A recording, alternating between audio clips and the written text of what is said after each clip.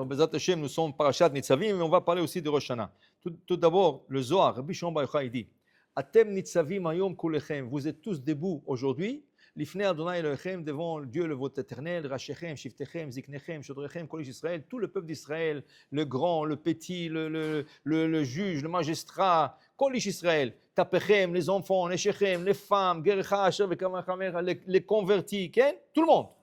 Dit Rabbi Shimon Bar Yochai, quand tu vois le mot Hayom dans la Torah, ceci fait allusion au jour de Rosh Hashanah. Comme nous faisons dans la prière de Moussaf, nous disons Hayom Harat Olam. Aujourd'hui, le monde est né. Rosh Hashanah, c'est le début, c'est la naissance du monde. Okay? Alors il te dit Atem Nitzavim Hayom, vous êtes tous debout. Quoi? Pour le jugement. Okay? Alors il dit ce début de parasha de Nitzavim, il fait allusion à la fête de Rosh Hashanah. Alors on va parler un peu quelques halachot importantes pour Rosh Hashanah. Tout d'abord, il faut comprendre une chose. Chachamei HaMussar, le rabbin qui donne la morale et tout ça, pose une question. Pourquoi l'ordre est Rosh Hashanah et Kippour? Ça devait être le contraire. Okay? Ça devait être le contraire. D'abord, il fallait faire tchouva. Kippour, il fallait demander pardon. Et là, quand on est clean, on est propre et bien, là, on vient chez Akadosh Baruch Hu, il nous écrit pour une bonne année. Pourquoi on fait le contraire? Okay? On fait d'abord Rosh Hashanah, le jugement, et après on fait Tchouva. Ouais. Alors il faut comprendre que le sens, quel est le sens de cette fête Rosh Hashanah et le sens de Kippour. Rosh Hashanah, c'est une fête de semences. Tu es en train de semer pour l'année prochaine. Qui veut dire? Tu viens pour Akadosh Baruch Hu, tu dis Zochrenu lechaim, melech hafetz chaim. Akadosh Baruch Hu, donne-nous la vie. Rappelle-nous pour la vie, pour une bonne vie. Melech hafetz chaim, un roi qui veut la vie, qui donne la vie. Et Akadosh Baruch Hu va te poser une question. Ok, mon ami, moi je veux te me rappeler pour la vie. Mais qu'est-ce que tu vas faire l'année prochaine? Les mêmes bêtises que tu as fait l'année dernière? Je vais te donner la vie pourquoi? Pour aller contre moi? Tu veux faire quelque chose contre moi? Alors pourquoi faire te donner la vie? Alors on dit non. Les ma'anach Elohim chaim. Non, si tu me donnes la vie, c'est pour vous, Hachem. Je pourrais faire plus de mitzvot. Je promets, je vais aller plus à la synagogue. Je vais commencer à étudier plus la Torah. Je vais aller faire plus de choses que je n'ai pas fait avant. Ah, alors tu es en train maintenant de planter des grains pour l'année qui vient. Qui veut dire, tu promets à Dieu, l'année prochaine va être mieux que l'année passée. Alors une fois tu as passé Rosh Hashanah et tu as promis tout ce que tu as promis, Dieu te dit, tu sais quoi? Ça va, je accepte, je te donne la vie. Mais quel type de vie je vais te donner? Normalement, tu as fait tellement de péchés, tu mérites la vie. Tu mérites rester en vie parce que tu vas faire plus de mitzvot. Mais selon les actions que tu as faites, ta vie ne va pas être facile l'année prochaine. Parce que tu as fait trop de haut et bas. Ah, là vient Kippour. Là vient Kippour, on demande pardon et on dit Hachem, tu nous as déjà donné la vie. Alors, s'il vous plaît, Hachem, que ce soit une bonne route. Rosh Hashanah, une des prières les plus importantes, au moins aux yeux de gens, la plus importante, c'est quoi? Le David, Mizmor, l'Adonai, Haaretzum, Lo'a, Tevel, Veyosh, Ptichat Ha'echal, $10,000, 20 000 euros, 30 000 shekels. Le riche, c'est ça? Lama. Tout le monde veut la parnassa. Qui c'est qui ne veut pas d'argent? Comme il dit Rabbi Yitzhak Levin Barditchov, si tu vas prendre la prière d'un juif, tu vas le saurer. Qu'est-ce qui va tomber de l'argent? De l'argent, toute la journée. Hachem, j'ai besoin de l'argent. Mais par contre, il dit Rabbi Yitzhak Barditchov, si tu prends l'argent d'un juif et tu le sors, qu'est-ce qui va sortir de mitzvot? Pour acheter un bon lulav, pour acheter un souka, pour acheter des tefillim, pour honorer le Shabbat. Okay? Alors pourquoi on prie tellement pour la parnassa? Pour la chose suivante. Comme on vient de dire. Maintenant, Hachem te dit, ok, je vais te décréter la vie. Tu mérites de rester en vie. Mais quelle sera la qualité de ta vie? Okay? Peut-être, chas v'shalom, chas v'chalila, l'avdil, quelqu'un qui est un légume, ça veut dire qu'il est là avec une machine, qui le fait. Il est en vie, il n'est pas mort. Celui qui le tue, hayav mita. Si quelqu'un tue un légume, il est comme s'il a tué un homme vivant, assourd. Si tu le déconnectes, si tu l'as tué, okay? Alors ça c'est une vie aussi. Non. Alors écoutez, au Maroc, il y avait une femme. Elle avait un fils unique.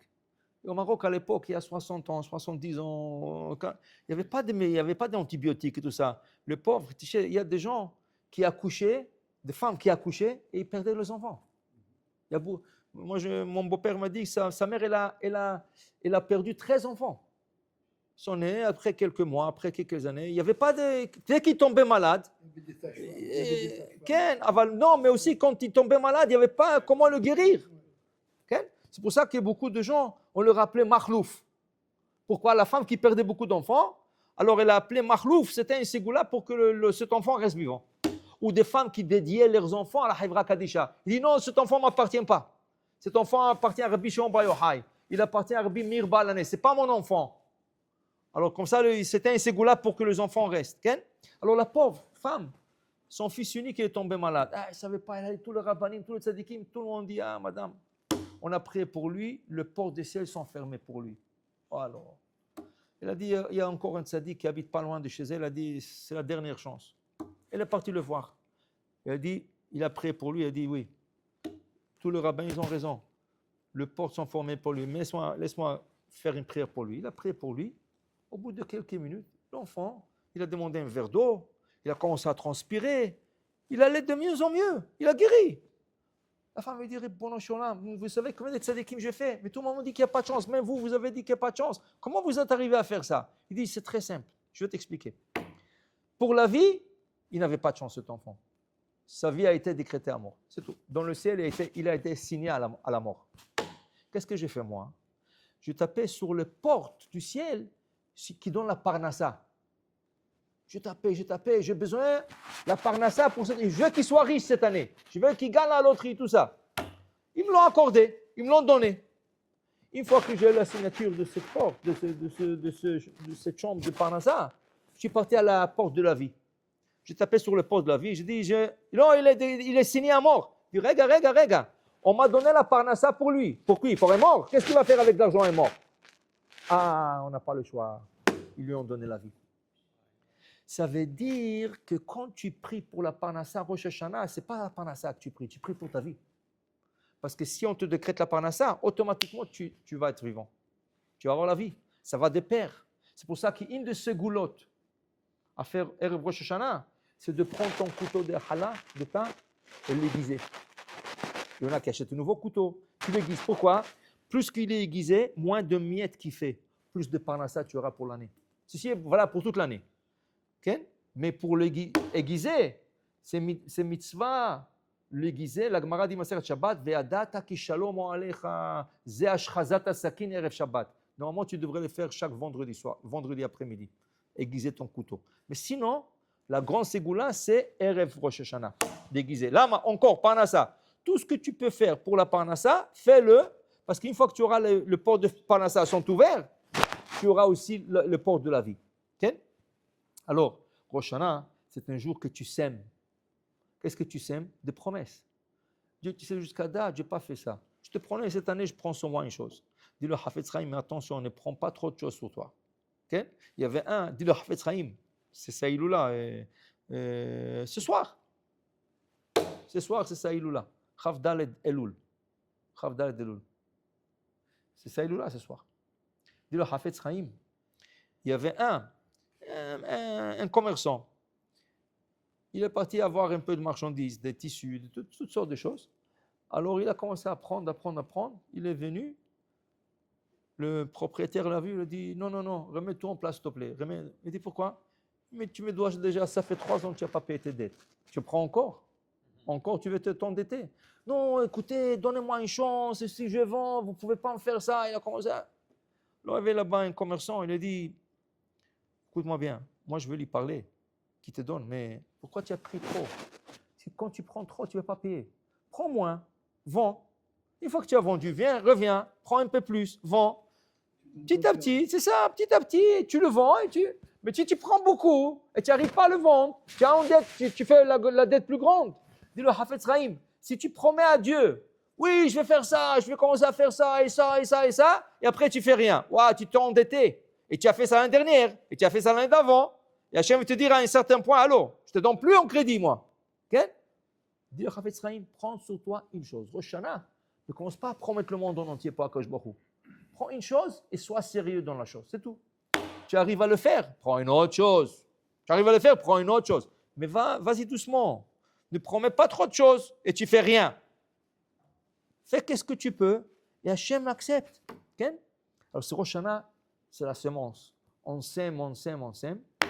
Après, Kippour, on vient, on demande pardon et là, tu commences l'année. C'est une des raisons pourquoi on fait des brachot sur les légumes. Oui, on va expliquer. C'est ça. Maintenant, c'est la raison. On va expliquer. Ça signifie quoi? Maintenant, comment? Koshana, c'est Akadosh Baruch Hu donne une chance après l'autre. Ça veut dire que tu n'as pas fait assez de tchouva, Kippour. Tu n'as pas fait assez de tchouva, Oshana Rabba. Tu n'as pas fait assez de tchouva, Shmini Atzeret. Tu n'as pas fait assez de tchouva jusqu'à Hanouka. Comme ça, il dit le Bnei Issachar. Akadosh Baruch Hu te donne une chance jusqu'à Hanouka. Mais comme tu comprends, plus que tu retardes, c'est pas bon. Okay? Mais Akadosh Baruch Hu donne une chance après une autre, jusqu'à Hanouka. Okay? Maintenant, regardez. On dit, des fois, on fait des choses qui signifient du bien. Ça veut dire quoi? Le Baal Shem Tov, une fois, il était à table avec ses Hasidim. Il était à table, il a fait Fabrengen avec ses Hasidim. Du coup, le Baal Shem Tov, il commence à faire comme ça. Fais comme ça, fais comme ça, fais comme ça, tu vas sortir, fais comme ça. Qui parle? Qu'est-ce qui arrive? Et il dit, fais comme ça, fais comme ça, fais comme ça. Ils n'ont rien dit, ils n'ont pas compris. Ils ont dit, s'il a fait ça, une heure plus tard, il est encore dans le repas. Une heure plus tard, vient quelqu'un, essoufflé et tout ça. Ah, Rabbi, vous savez, j'étais en train de noyer dans le grand fleuve, il n'y avait personne. Et moi, je n'ai jamais appris la natation, je ne sais pas comment nager. Et du coup, j'avais idée de faire comme ça, faire comme ça, faire comme ça.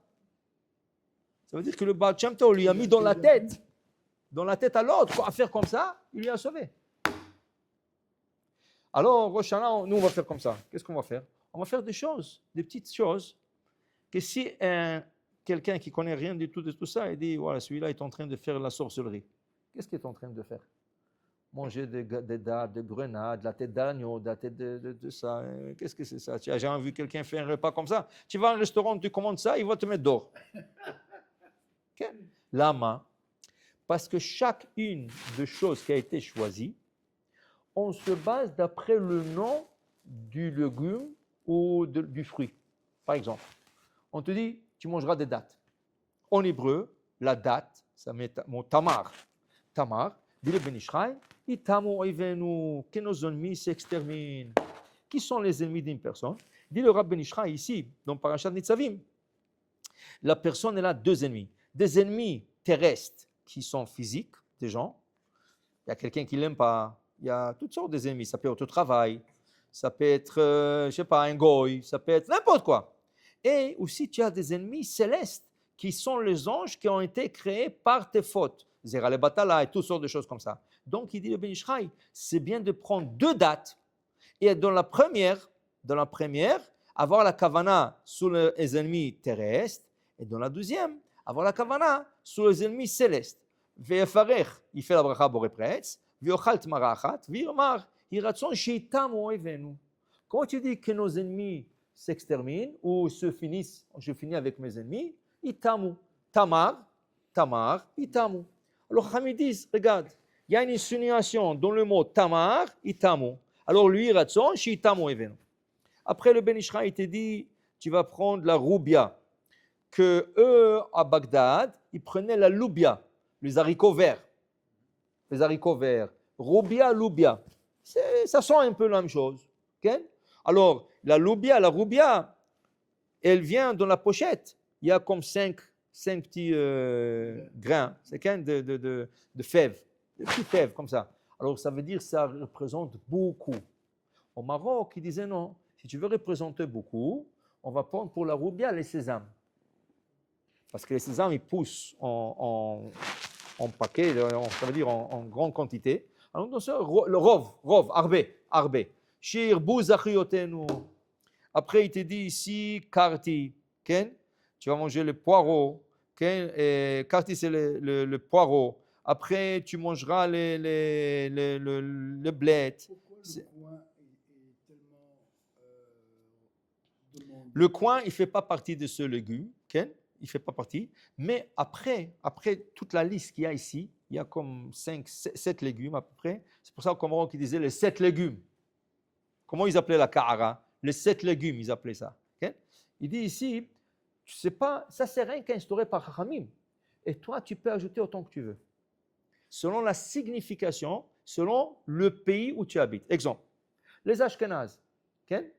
Comment carottes. Les Ashkénazes, ils ont des carottes. Qu'est-ce que c'est les carottes avec Rosh Hashanah? Non, parce qu'en yiddish, le carotte c'est meiren. Meiren, c'est more. Encore. Alors ils mangent le carotte. ok? Et par exemple, en France, il vaut mieux, ou le français, il vaut mieux qu'il ne mange pas le sushi Rosh Hashanah. Pourquoi? Pour ne pas avoir de soucis. Si tu ne veux pas avoir de soucis, ne mange pas le sushi.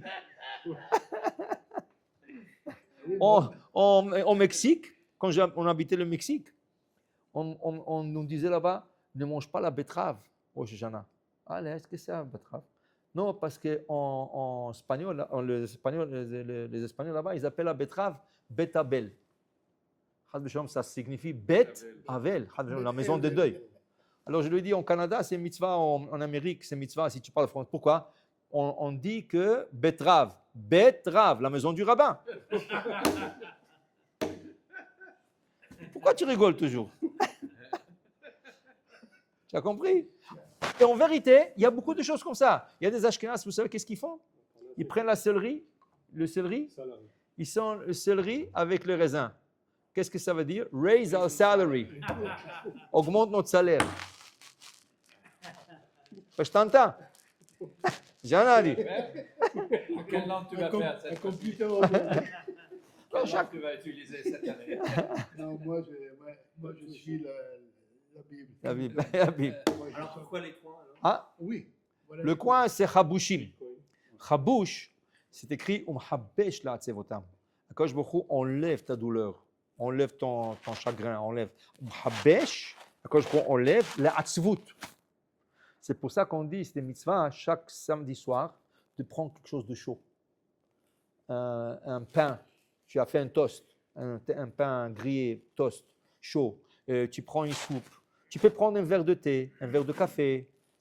Samedi soir, lama, umchabesh la'atzebotam. La Gemara dit, mechabesh, qui veut dire enlever le chagrin, la tristesse, tout ça. C'est aussi acronyme, mechabesh, même, chet, betchin.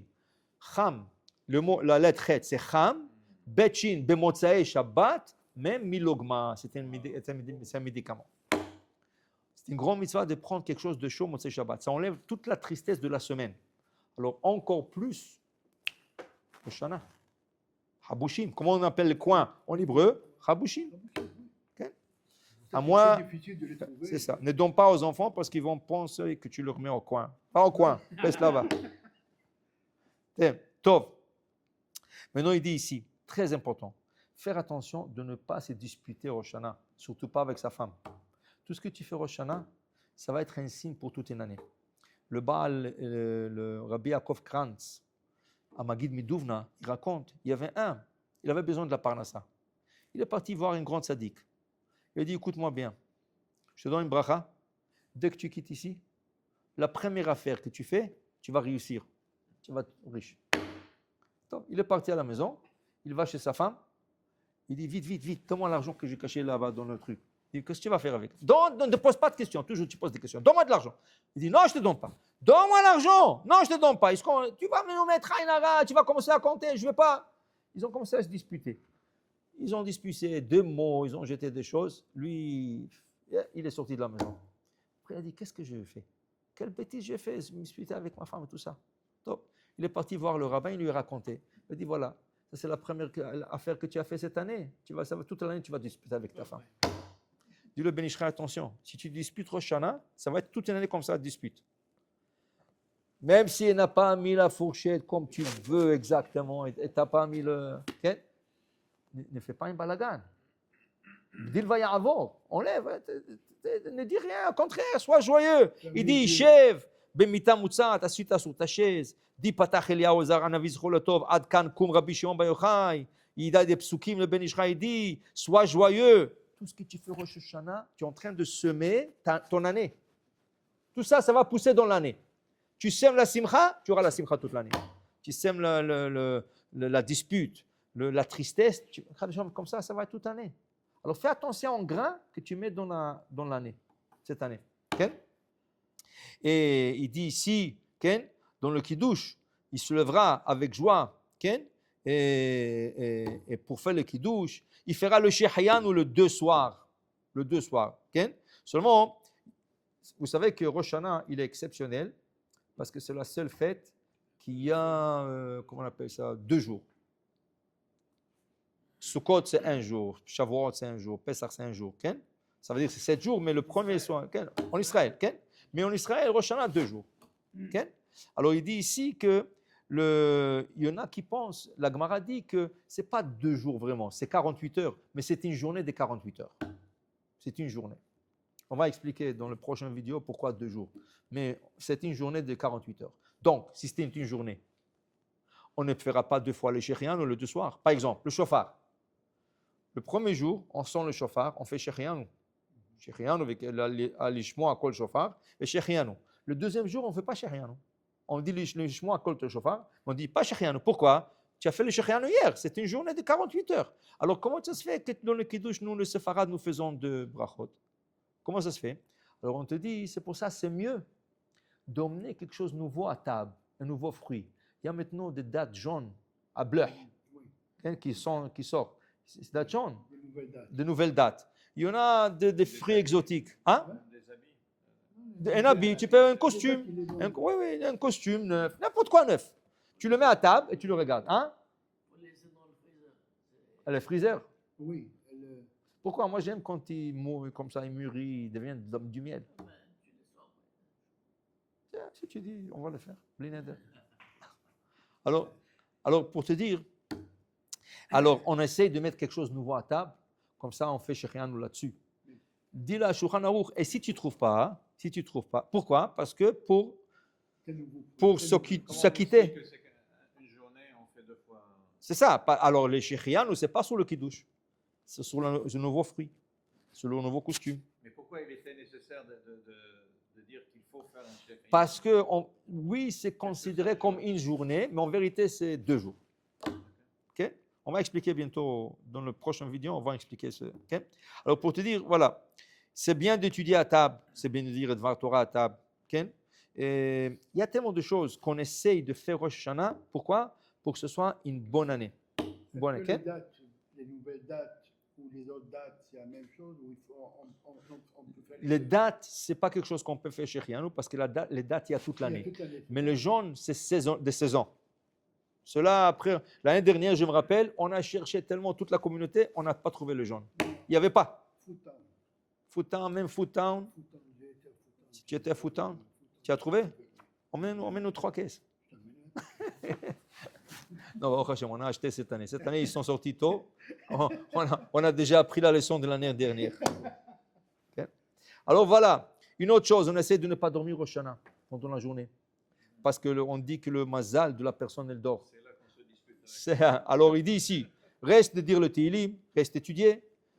Mais si quelqu'un a mal à la tête, ou si quelqu'un ne se sent pas bien, ou si quelqu'un se sent trop fatigué, ou si quelqu'un veut rester à table et papoter et dire la shonara, il vaut mieux qu'il dort. Tu vas faire plus mitzvah si tu dors que tu restes dire la shonara. Ah, tu as vu quel costume elle a porté celui-là? Ah, tu as vu l'autre, son maquillage.